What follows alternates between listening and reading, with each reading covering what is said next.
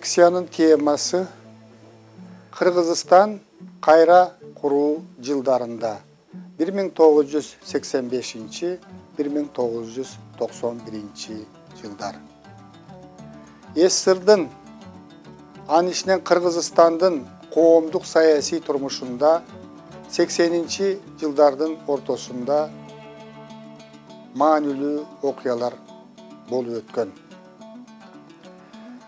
Ачыгын айтканда, КПСС Совет өкмөтү канчалык жашырса дагы, кризис өлкөнүн саясий чөйрөсүн, экономикалык жана идеология чөйрөсүн каптаган. Муну менен катар Советтер Союзунун эл аралык саясаты дагы кризиске учурап, Советтер Союзунун эл аралык авторитети төмөндөй баштаган. 1982 жылы Советтер Союзун анын коммунисттик партиясын 64 жылдан бери жетектеп келген Леонид Ильич Брежнев дүйнөдөн кайткан. Анын ордуна КПСС БКнын генералдык секретарлыгына Юрий Андропов шайланган. Андропов кризистик абалды оңдоого бир топ аракеттерди жасаган. Биринчи кезекте Андропов бийлик жүргүзгөн мезгилде ушул Советтер Союзу боюнча анын ичинен Кыргызстанда эмгек тартибин чыңдоого, эмгекчилердин эмгекке болгон жоопкерчилигин көтөрүүгө, бардык тартипти чыңдоого өзгөчө көңүл бурулган. Бирок Юрий Андропов дагы өзүнүн ден соолугуна байланыштуу өзүнүн алдындагы ошо социалисттик тартипти бекемдөө жөнүндөгү өзүнүн иш пландарын аягына чыккан эмес. Анын ордуна 1984 жылы ошол КПСС борбордук комитетинде көп жыл эмгектенген КПСС борбордук комитетинин секретарларынын бири Черненко Константин бийликке келген. Бирок ал карып калгандыгына байланыштуу мурдатан партиялык мурдакы системага көнүп калгандыктан эч кандай өзгөрүүлөр жүргөн эмес. Мына ушундай кырдаалда 1985 жылы 11 мартта КПСС борбордук комитетине бийликке Михаил Сергеевич Горбачев келген. Ал бийликке келгенден кийин ошол КПССтин политбюросунун, саясий бюросунун эң жаш мүчөлөрүнүн бири катарында Советтер Союзундагы кризистик абалды оңдоо, саясий жактан, экономикалык жактан, ошол социализмди идеологиялык жактан кризистен алып чыгуу максатын көздөп, Советтер Союзунда кайра куруу саясатын жарыялаган. Ал Советтер Союзундагы кризистин эң негизги себеби бул социалисттик курулушта лениндик нормалардан четтеп кеткендик деп тыянак чыгарган. Эгерде биз социализмди лениндик нормалардын негизинде кайрадан калыбына келтирсек, Советтер Союзу кризистен чыгат деген пикир болгон. Ошондуктан Горбачев жаңы бийликке келгенде Советтер Союзунда ушу антисталиндик, бардыгына Сталин күнөөлүү, Сталин лениндик социализмди лениндик план боюнча куруудан четтеп кеткен деген маанайда бардык жерде сталинизмди критикалоо башталган. Горбачев бийликке келгенден кийин Брежневдик саясатты колдогон жетекчилердин баарын алмаштыра баштаган. Мына ушундай алмаштырууда Кыргызстандын партиясынын борбордук комитетин 24 жылдан ашыгыраак жетектеп келген Турдакун Усубалиев кызматынан бошотулуп, анын ордуна Абсамат Масалиев Кыргызстан Компартиясынын борбордук комитетинин секретарлыгына шайланган. Горбачев бийликке келгенден кийин ушул республикаларды, союздук республикаларды бекемирээк кармаш керек деген максат койгон. Ошондуктан союздук республикаларга биринчи секретарынан бөлөк айрым жерлерде биринчи секретарларындагы орус улутундагыларды дайындай баштаган. Кыргызстанга экинчи секретар болуп Киселев, секретар болуп Семенов, кадрлар бөлүмүн тейлегенге Василенко өңдү ушу Москвадан келген. Бурун Кыргызстанда иштебеген жаңы адамдар келип жетектей баштаган. Ал тургай өзүңүздөргө белгилүү ушул алмаштыруунун натыйжасында Казакстанды Компартиясын көп жылдардан бери жетектеп келген Динмухаммед Кунаев Колбин менен алмаштырылган. Бул ушул биринчи Казакстандагы биринчи жетекчини орус улутундагы адам менен алмаштыруу Казакстандын элинин нааразычылыгын туудурган. Жаштар кыштын күнү нааразычылык билдирип митингге чыгышкан. Бирок жаштардын бул митинги улутчулдук антисоветтик көрүнүш катарында советтик бийлик тарабынан өтө катуу жазаланган. 1986 жылы Горбачев тездетүү деген жаңы ураанды жарыялаган. Мунун максаты планды жакшы иштеп чыгып, 2000 жылга чейин Советтер Союзунун экономикасын көтөрүү, маданиятын көтөрүү, социалдык маселелерди чечүү жөнүндөгү программаны иштеп чыккан. Бирок бул программадагы объективдүү негиздери жок болгондуктан бул программаны ишке ашыруудагы анчалык мүмкүн эмес болчу. 1987 жылы Горбачев тарабынан айкындуулук саясаты жарыяланган. Мына ушул айкындуулук саясаты жарыялангандан баштап Советтер Союзундагы идеологиялык багыттагы чектөөлөрдүн бардыгы тең акырындык менен жоюла баштаган. Буга чейин жашырылып келген Советтер Союзунун экономикасындагы жетишпегендиктер, саясий турмушундагы жетишпегендиктер, идеологиясындагы жетишпегендиктер, Советтер Союзунда кылмыштуулуктун өсүшү, аракештик менен масчылыктын өсүшү, улут арасындагы карама-каршылыктардын өсүшү жөнүндөгү маалыматтар ачыкка чыга баштаган. Совет доорунда репрессияга учураган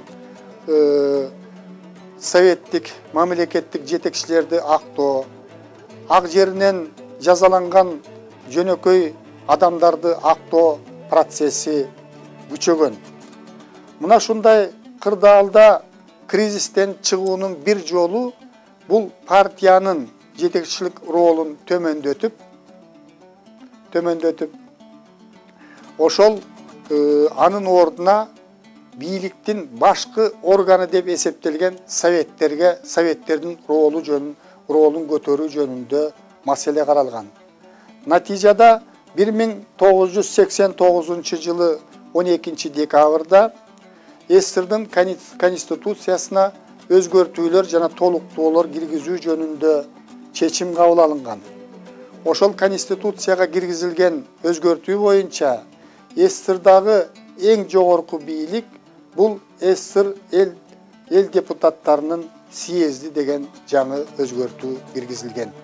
Ошону менен катар эле ошол советтерге шайлоодо мурдагыдай тизме боюнча шайланбастан ошону альтернативдик негизде жерлерде жогорку органдарга, советтин жогорку органдарына жана жергиликтүү органдарына альтернативдик негизде шайлоолорду өткөрүү жөнүндө чечим кабыл алынган. 1990 жылы февраль айында Кыргыз СССРында жогорку советке жана жергиликтүү советтерге шайлоолор болуп өткөн. Көпчүлүк жерлерде Кыргызстандын Советтер Союзунун тарыхында биринчи жолу депутаттар альтернативдик негизде шайланган. Шайланган депутаттардын ичинен мурдагыдай atayın tizme boyunca girmegендиктен özünün pikiri var, özünün жөндөмдүүлүгү var, мыйзам чыгаруу ишине активдүү катыша турган депутаттар да кирген. Бир топ коммунисттер кандидатурасы коюлганы менен ал советтерге шайланбай калган. Жаңы шайланган жогорку советке партиянын таасири бир топ начарлаган. Мына шуну түшүнгөн КПСС борбордук комитети өзлөрү эле алдын ала 1990 жылы февраль айында СССРдын конституциясынан 6 статьяны КПСС Советтер Союзунун саясий системасынын ядросу деген 6 статьяны алып таштоо жөнүндө сунуш менен чыккан. 1990 жылы март айында СССРдын эл депутаттарынын 3 съезди конституциядагы партиянын ролун бекемдеген, диктатурасын бекемдеген 6 статьяны алып салган.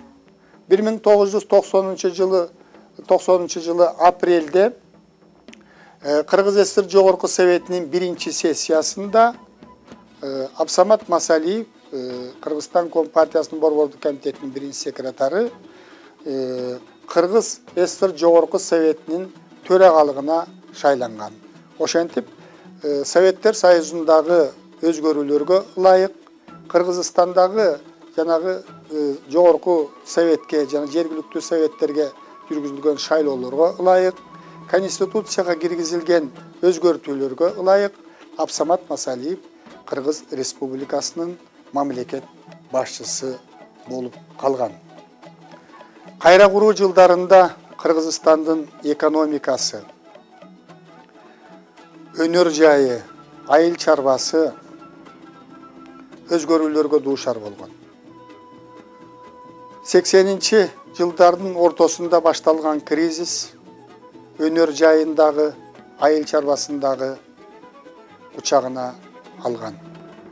Кризистен чыгуу үчүн Союзда, андыш менен Кыргызстанда ушул ишканалардын өз алдынчалыгын камсыз кылуу, чарбалык эсепке өтүү, өзүн-өзү каржылоо тартибине өтүү башталган. Өзүн-өзү каржылоо, өзүн-өзү башкаруу тартиби киргизилгенден баштап, ишканалар өзүнүн жетекчилерин өздөрү шайлап дайындай башташкан. Мына ошого байланыштуу ишканалардын ортосунда дагы байланыштар үзгүлтүккө учурай баштаган. Өзүңөргө белгилүү Совет мамлекети бийлик жүргүзүп турган мезгилде Советтер Союзунун бирдиктүү экономикалык системасы түзүлгөн. Кыргызстандагы заводдор башка республикадагы завод фабрикалар менен тыкыз байланышта иштеген. Кыргызстанда бир машинанын айрым бир тетиктери Кыргызстанда жазыла турган болсо, айрым тетиктери Белоруссияда же Украинада жазылган. А Совет мезгили иштеп турган мезгил, Совет мезгили күчүндө турган мезгилде ошол байланыштар бардыгы жөнгө салынган. Ал эми боореки республикалардын ар биринин өз алдынчалыкка умтулуусунун натыйжасында жана ишканаларда жанагы өзүн-өзү каржылоо, өзүн-өзү башкаруу тартиби киргизилгенден кийин ошол мамилелердин баары үзгүлтүккө учурап, ошол акчанын ордуна бартердик алмашуу деген киргизилген. Натыйжада социалисттик экономиканы, социалисттик менчикти бүлүндүрүү иши ушул кайра куруу жылдарында башталган. КПССтин акыркы съезди, 28 съезди 1990 жылы болуп өткөн октябрь айында. Ошол съезде Советтер Союзунда экономикалык чөйрөдө рынок экономикасына өтүү жөнүндө чечим кабыл алынган. Рынок мамилелерин киргизүүнүн аракетинин натыйжасында Союздук республикалардын ичинде. Союздук республикалар эмес, ушул бир республикадагы ишканалардын ичинде, колхоз менен совхоздордун ичинде биримдик жоюлган. Башаламандык башталган. 1990 жылдан баштап Кыргызстанда бүткүл союз сыяктуу эле менчиктештирүү саясаты жүргөн. Менчикти мамлекеттен ажыратуу, мына ушундай түшүнүк чындыгында эле ошондой болгон. Совет мамлекети менчиктин бардык түрлөрүн өзүнүн колуна алып алган. Менчиктин бөлөк түрлөрүнө жол берилген эмес. Социалисттик менчик, элдик менчик. Формалдуу түрдө колхоздор өзү менчик ээси деп эсептелгени менен, чындыгында колхоздордун менчиги деле ушул мамлекеттин менчигине айланып калган. Ошондуктан ушул менчиктин бир түрдүүлүгү, бардык өндүрүш каражаттарынын мамлекетке өтүшү акыры жоопкерчиликти жоготкон. Мына ушул акыры ушул советтик экономиканын кыйрашына алып келген. Ушундай эле көрүнүш айыл чарбасына дагы мүнөздүү болгон.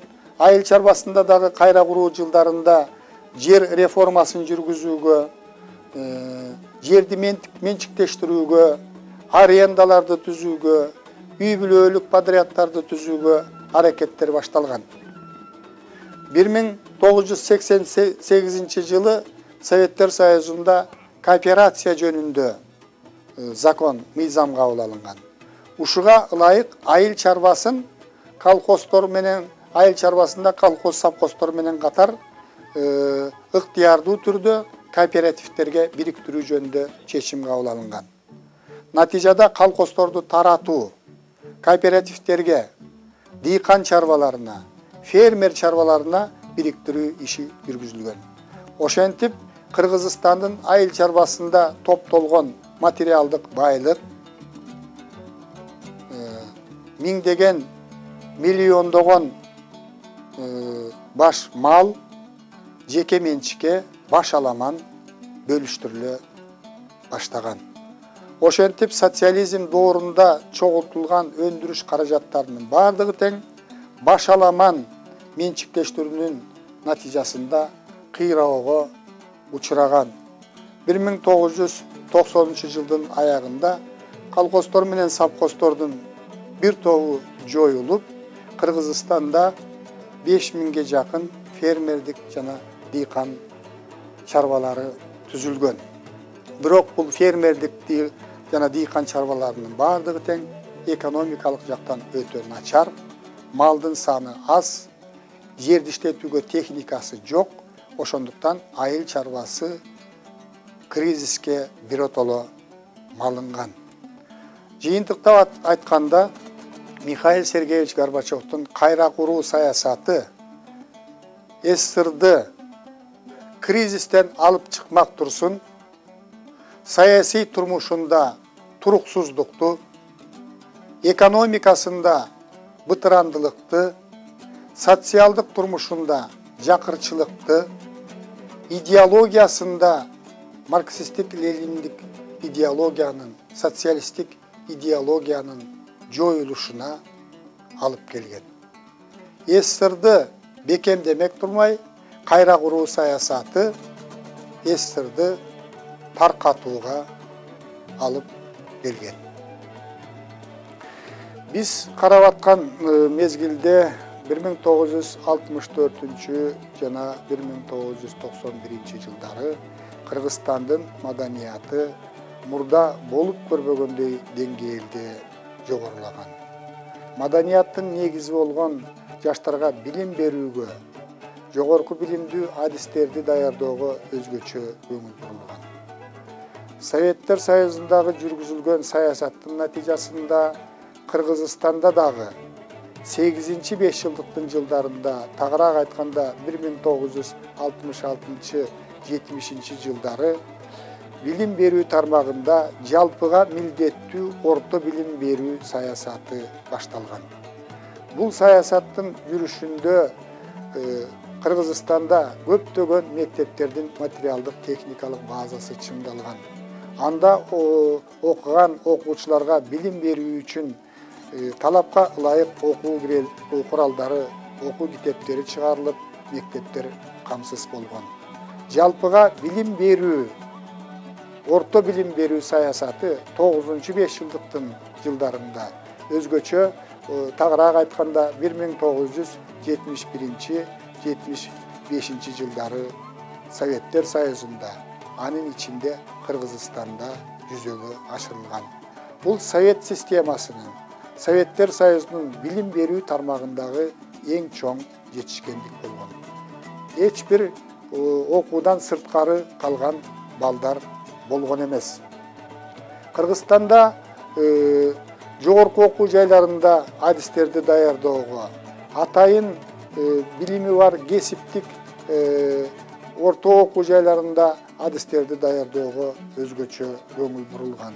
Кыргызстанда ошол мезгилде 10 жогорку окуу жайы иштеп, анда 94 000 студент сапаттуу билим алууга аракет кылышкан.